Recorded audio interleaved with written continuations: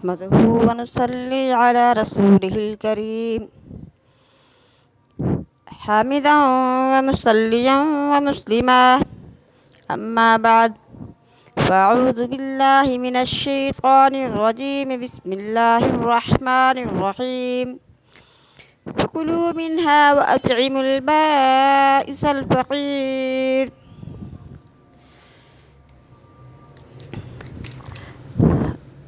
اب ہم آج کے دن قربانی کے عام مسائل کو سمجھنے کی کوشش کریں گے.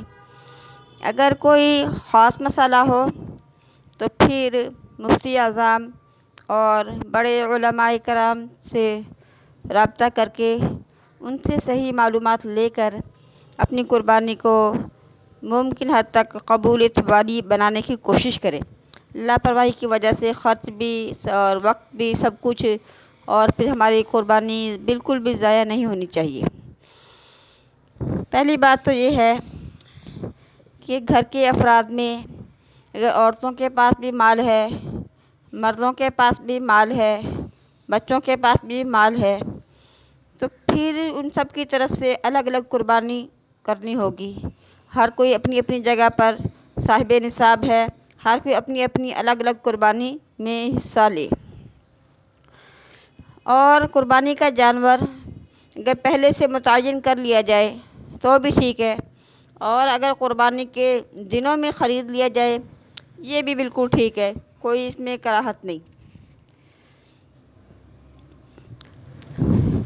گائے یا بڑے جانور میں 7 لوگ حصہ لے سکتے ہیں، لیکن ان میں سے کسی کا حصہ 7ویں حصے سے کم نہ ہو. اور نابالغ بچوں کی طرف سے قربانی واجب نہیں ہوتی، تو اگر نابالغ بچوں کی قربانی کرنے کی بجائے حضور پاک صلی اللہ علیہ وسلم کی یا اپنے بزرگوں کی، آباء و اجداد کی کر لیں تو اس کا زیادہ فائدہ ہوگا. اور قربانی ذبح کرنے میں مقصد جو ہے صرف اللہ تعالیٰ کا قرب حاصل کرنا، یعنی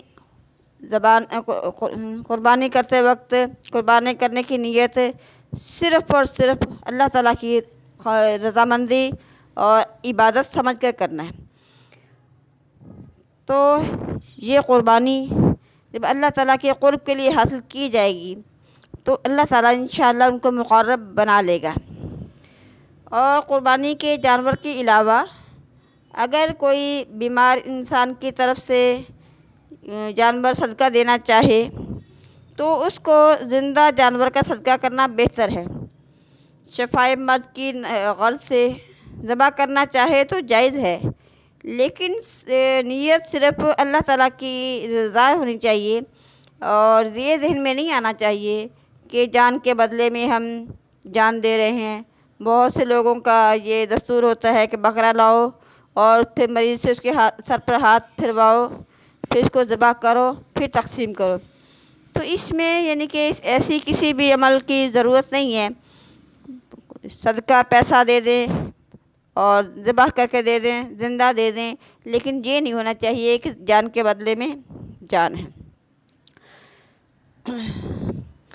اور قربانی کا دن یعنی کہ 10ویں تاریخ، 11ویں تاریخ، 12ویں تاریخ، ان 3 دنوں میں ہم قربانی کر سکتے ہیں، اور کوشش یہی کرنی چاہیے کہ پہلے دن قربانی کریں. اور اگر کسی نے کسی چور سے قربانی کا جانور خرید لیا اور وہ جانور چوری کا ہے تو اس کی قربانی نہیں ہوگی. کسی چور سے قربانی کا جانور نہیں خریدنا چاہیے. اور اگر یہ جانور عیب دار ہوں، کسی کی آنکھ نہیں ہے، کسی کا کان نہیں ہے، اور کسی اور طریقے سے ان میں کوئی عیب ہے تو ان جانور کی قربانی بھی مناسب نہیں. بہترین جانور وہ ہے جو خوبصورت ہو اور صحت مند، موٹا تازہ.